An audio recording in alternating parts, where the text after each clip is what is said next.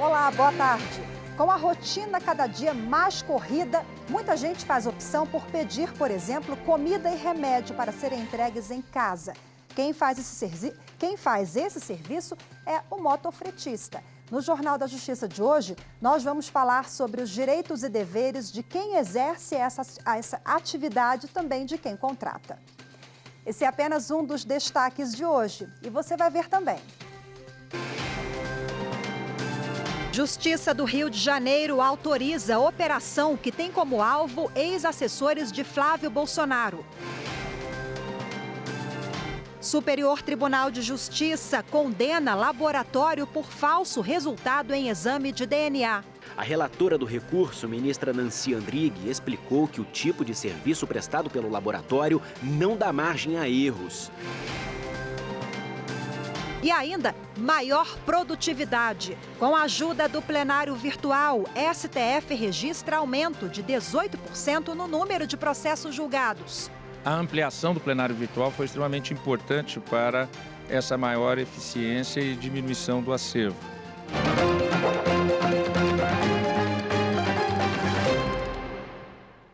A Justiça expediu mandados de busca e apreensão contra os ex-assessores do então deputado Flávio Bolsonaro, entre eles Fabrício Queiroz. Eles são alvos de investigação sobre rachadinha, que é quando um parlamentar contrata um funcionário e pega parte do salário de volta. Quem tem as informações dessa operação e traz para a gente ao vivo agora é a repórter Evne Araújo. Olá, Evne, boa tarde para você. Oi, Rafaela, boa tarde. Olha, a investigação apura se houve crime de peculato, organização criminosa, ocultação de patrimônio e lavagem de dinheiro. Fabrício Queiroz é suspeito de ser o operador do esquema conhecido como rachadinha, quando trabalhou no gabinete de Flávio Bolsonaro entre os anos de 2008 e 2017 na Assembleia Legislativa do Rio. Ao longo do ano, o ex-assessor teria movimentado mais de R$ 1 milhão em operações consideradas suspeitas pelo Conselho de Controle de Atividades Financeiras, o COAF. Além de Queiroz, o Ministério Público do Rio de Janeiro também cumpriu mandados de busca e apreensão em endereços da ex-mulher do presidente Jair Bolsonaro, Ana Cristina Siqueira Vale.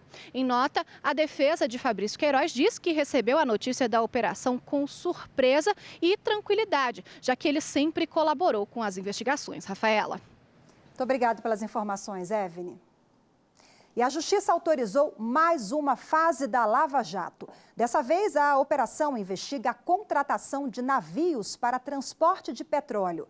Os policiais cumprem 12 mandados de busca e apreensão em São Paulo e no Rio de Janeiro. A investigação apura o envolvimento de funcionários da Diretoria de Abastecimento e Logística da Petrobras com os atos de corrupção e lavagem de dinheiro.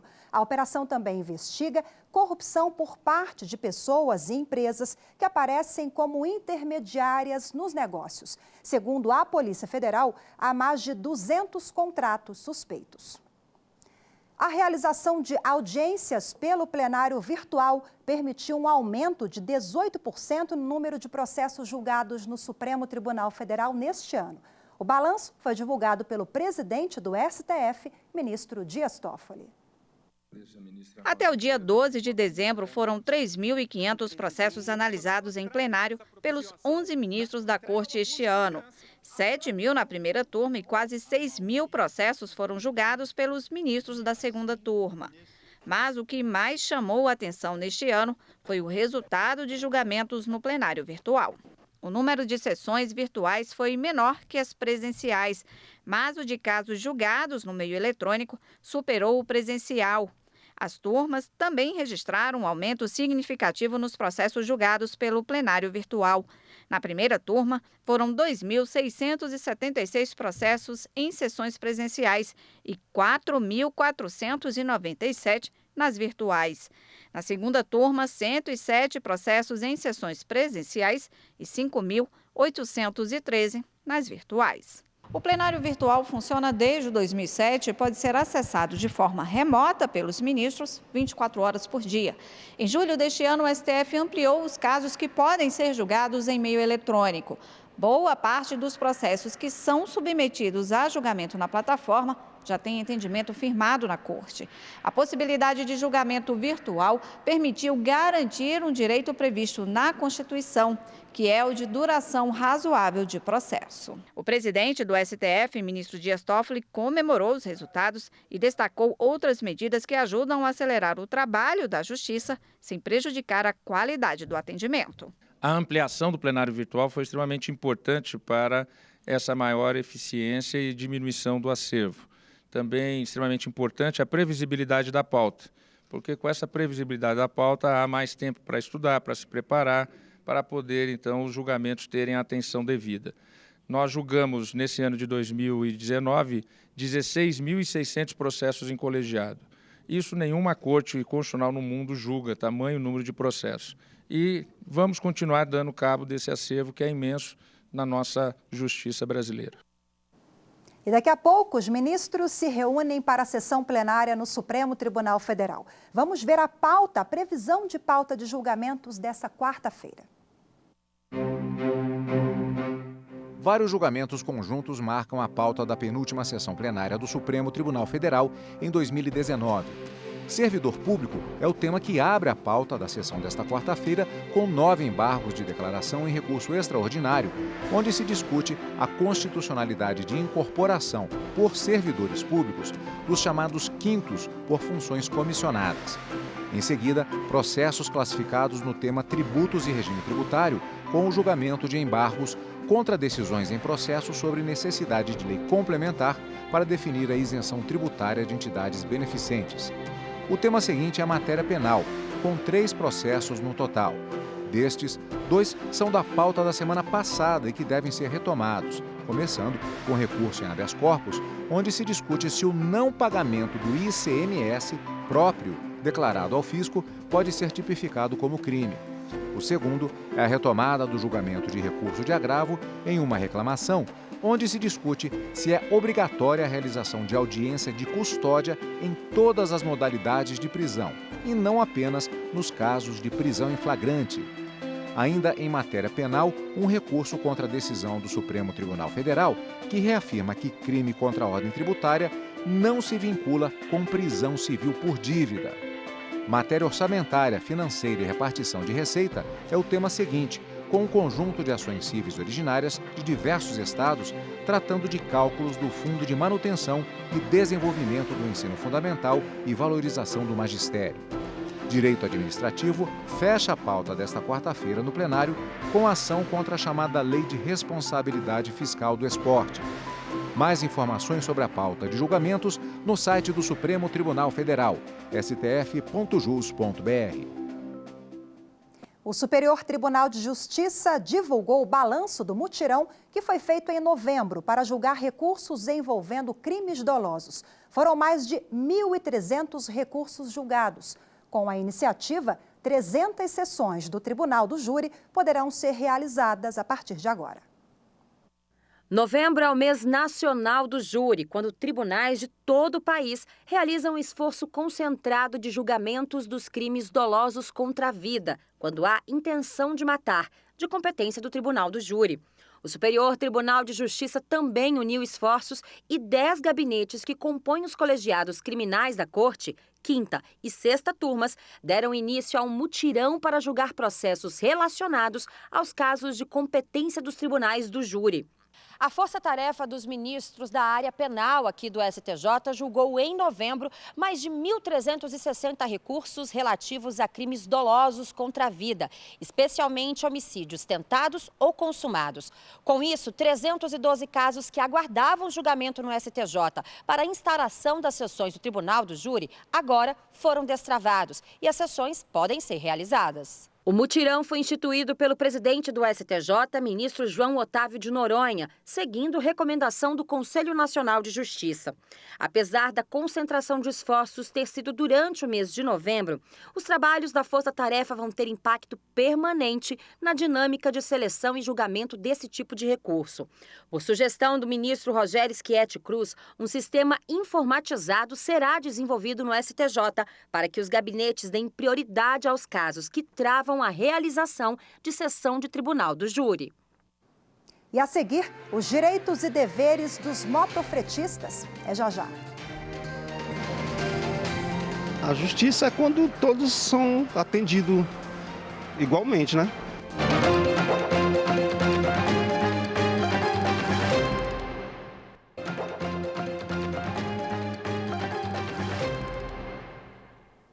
Representantes do Serviço Federal de Processamento de Dados, o SERPRO, e a FENADADOS assinaram acordo coletivo no Tribunal Superior do Trabalho sobre o Programa de Participação nos Lucros e Resultados. Quem tem os detalhes é o repórter Pablo Lemos. A assinatura do acordo coletivo ocorreu em audiência presidida pelo vice-presidente do Tribunal Superior do Trabalho, o ministro Renato de Lacerda Paiva. É o primeiro caso de conciliação e mediação pré-processual que trata de participação de lucros e resultados com base na medida provisória 905 de 2019, que alterou a Lei 10.101 de 2000, a Lei da PLR. Ao apresentar os termos do acordo, o ministro Renato de Lacerda Paiva explicou que a distribuição da PLR está condicionada à existência de lucro em 2019 e ao alcance das metas estabelecidas para o programa. Afirmou também que, como não tem natureza salarial, não constitui base de incidência de encargos trabalhistas e previdenciários. O valor será pago em 2020, após a aprovação da Assembleia Geral Ordinária, e será proporcional ao período efetivamente trabalhado pelo empregado. Eu acho que o mais importante é que foi alcançado o objetivo, que é o SERPRO, enquanto empresa, remunerar adequadamente seus empregados, de acordo com o cumprimento das suas metas, e para os empregados também ser remunerado pelo alcance de metas, por aquilo que ele faz de melhor e pela sua dedicação à empresa. Foi o possível fazer, foi o melhor acordo perante a mediação, porque se não tivesse a mediação e não tivesse vindo para o TST, talvez não teria fechado o acordo, talvez o trabalhador ia ficar sem a PLR de 2019. Vão receber a PLR 2019 os empregados com vínculo efetivo em 2019 e os requisitados que tenham optado por receber a parcela do SERPRO, desde que não tenham participado de programa semelhante no órgão ou entidade de origem. Ainda conforme o acordo, também vão receber a PLR os empregados afastados e os requisitados fora da empresa. A profissão de motofretista é regulamentada há 10 anos. Mas muitas pessoas que usam a motocicleta para trabalhar não têm carteira assinada. Veja na reportagem os riscos de exercer essa função na informalidade e quais são os direitos e deveres de trabalhadores e empresas. De acordo com o IBGE, quase 12 milhões de pessoas trabalham na informalidade no país e o serviço de delivery tem contribuído para esse número. Boa parte dos motofretistas, por exemplo, não tem carteira assinada. Nós temos uma lei federal 12.009 de julho de 2009, que já faz 10 anos que nós temos essa lei e até hoje ela não foi aplicada e fiscalizada conforme manda. Hoje, com a situação dos aplicativos, nossa plataforma do celular, ele não tem um vínculo empregatício, ele não recebe a periculosidade, ele é praticamente totalmente na informalidade. Recentemente, uma decisão da 8ª Vara do Trabalho de São Paulo entendeu que um aplicativo de entrega e uma transportadora têm vínculo empregatício com os entregadores cadastrados e determinou que, além de regularizar a carteira dos profissionais, fosse feito o controle da jornada de trabalho e regularizassem as normas de segurança da categoria. Alguns juristas entendem que não há relação de emprego envolvendo aplicativos de transporte com base na livre iniciativa, que é o caso de motofretista.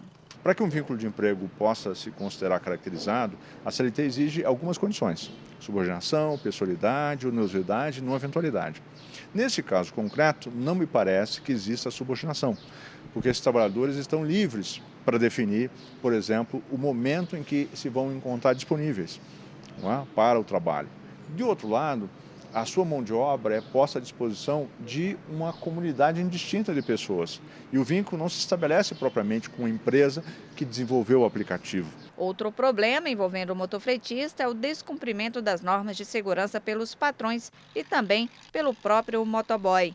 De acordo com a lei que regulamenta a profissão, só podem trabalhar nessa função quem tem mais de 21 anos, com habilitação para moto pelo menos A2, usando equipamentos de segurança e de sinalização e ter feito o curso de capacitação regulamentado pelo CONTRAN. Por que os órgãos executivos de trânsito não fiscalizam? Não os equipamentos da moto, mas sim os equipamentos profissionalmente falando. O curso, os equipamentos da moto, o porquê que ele está trabalhando numa empresa sem estar com esses equipamentos, o porquê que a empresa também contrata um profissional sem estar dentro dos parâmetros da lei federal.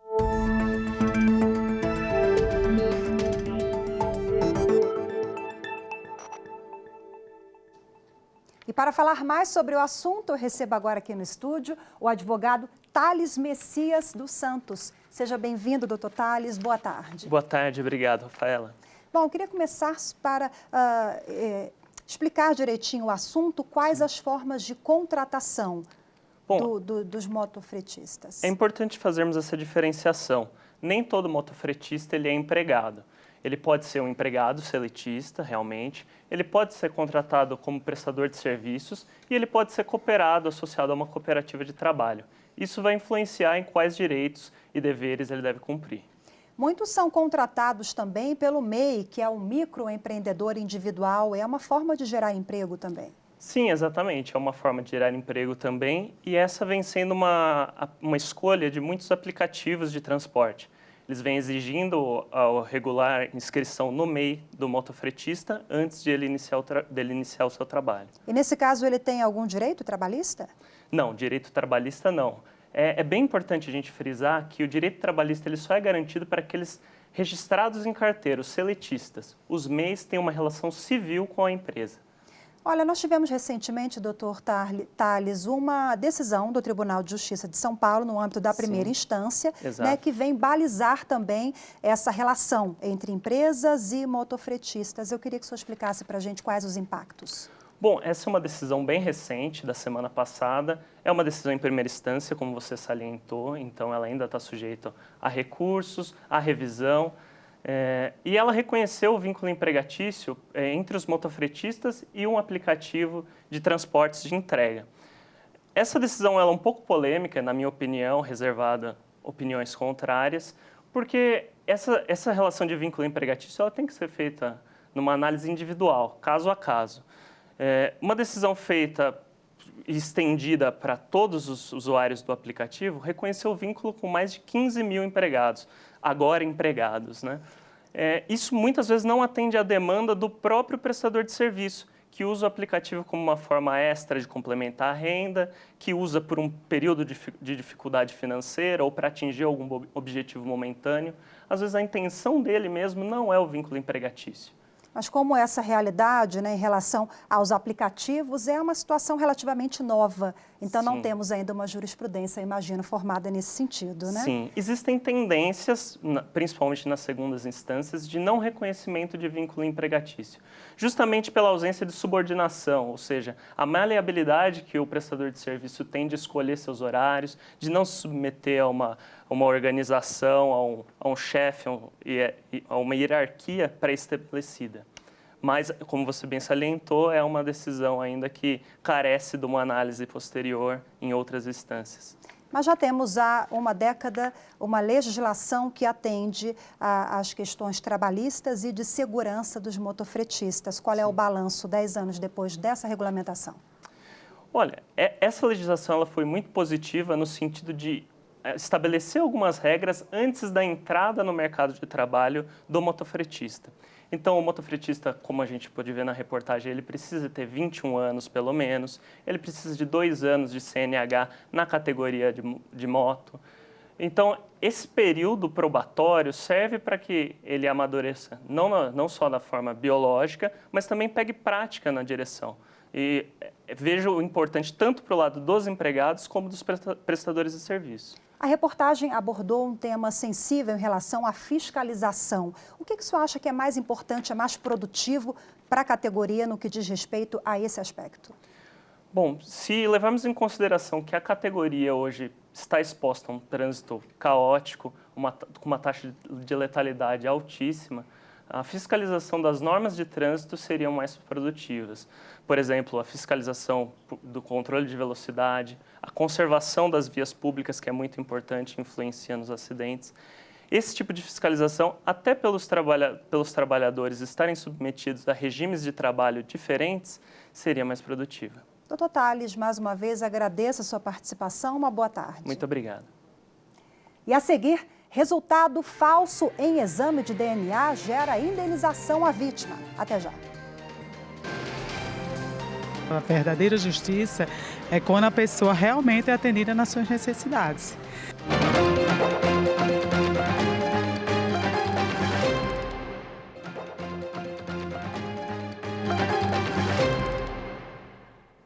Superior Tribunal de Justiça condena laboratório a pagar R$50 mil de indenização por danos morais após falso negativo em exame de DNA.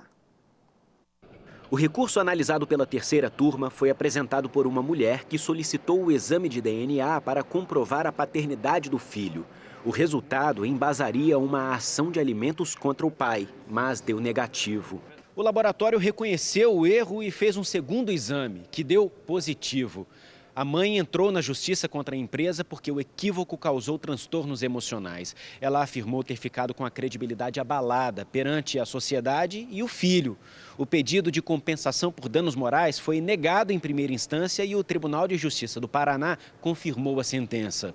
Mas no STJ o entendimento foi outro. A relatora do recurso, ministra Nancy Andrighi, explicou que o tipo de serviço prestado pelo laboratório não dá margem a erros. Para a ministra, o falso resultado negativo abalou a honestidade e a moralidade da mãe, colocando-a em condição de suspeita em meio a concepções conservadoras enraizadas na sociedade, em especial quanto ao comportamento sexual da mulher. Para determinar o pagamento de indenização, a terceira turma aplicou o artigo 14 do Código de Defesa do Consumidor, que imputa ao prestador de serviço o dever de reparar o dano independentemente de culpa. O Conselho Nacional de Justiça realizou nesta quarta-feira uma sessão plenária. Entre os processos, uma reclamação sobre concurso para notários e registradores de cartórios em São Paulo. Parte da sessão foi presidida pelo ministro Luiz Fux. A reclamação chegou ao Conselho Nacional de Justiça depois que candidatos discordaram de 2 pontos do edital sobre os títulos, documentos que provam a experiência. Pelas regras do concurso organizado pelo Tribunal de Justiça de São Paulo, teria pontuação extra quem atuou por pelo menos 3 anos em cartórios e formação em direito, ou então quem não tem formação em direito, mas atuou por pelo menos 10 anos em cartórios. Ao ler o voto, o ministro Luiz Fux manteve as regras previstas no edital. Ele foi acompanhado pelos demais conselheiros. A reabertura de novo prazo para apresentação de novos títulos não traria qualquer resultado útil à administração, seja os candidatos, seja a administração pública. Pelo contrário, essa providência seria desnecessária e postergaria a conclusão do certame que se encontra suspenso. O plenário também decidiu abrir processo administrativo disciplinar contra uma magistrada do Tribunal Regional do Trabalho da 5ª Região, por indícios de fraudes, como atuação parcial e homologação de acordos sem concordância das partes. Segundo o processo, a magistrada teria atuado em processo mesmo após reconhecida a incompetência para analisar o assunto. O voto do relator ministro Humberto Martins pela abertura do processo administrativo disciplinar e afastamento da juíza até análise do caso pelo plenário foi acompanhado pelos demais conselheiros. O presidente do Supremo Tribunal Federal e do Conselho Nacional de Justiça, ministro Dias Toffoli, participou nesta terça-feira da inauguração oficial da nova sede do CNJ. Além de mais amplo e confortável, o prédio teve um custo bem menor para o Poder Judiciário. A nova sede do Conselho Nacional de Justiça já está funcionando desde o início do mês, mas somente agora foi inaugurada oficialmente. Desde que o Conselho foi criado há 15 anos, essa é a primeira vez que todas as unidades do CNJ funcionam juntas no mesmo local. O edifício, localizado próximo ao STF, demais tribunais superiores e sedes dos outros poderes, tem sala de audiência mais ampla e um auditório para 230 pessoas. O presidente do STF e do CNJ, ministro Dias Toffoli, destacou que a mudança somente foi possível por causa dos remanejamentos orçamentários e das economias que vêm sendo feitas. A atual gestão do CNJ tem buscado soluções revestidas de economicidade e eficiência, por meio de planejamento e gestão estratégica, para implementar as medidas necessárias ao desenvolvimento institucional e à otimização dos recursos públicos destinados a atender às demandas da sociedade. Registre-se que o metro quadrado deste edifício novo, primeiro uso, na região nobre, muito mais barato o metro quadrado deste prédio do que do edifício anterior, que todos sabem, localizado a longa distância no final da Asa Norte e um edifício já antigo e que não dava a dignidade necessária para o Conselho Nacional de Justiça. E o Jornal da Justiça de hoje fica por aqui. Assista agora o programa TRT das Gerais. E logo em seguida, tem direto do plenário com a transmissão ao vivo das decisões do STF. Uma boa tarde para você e até amanhã.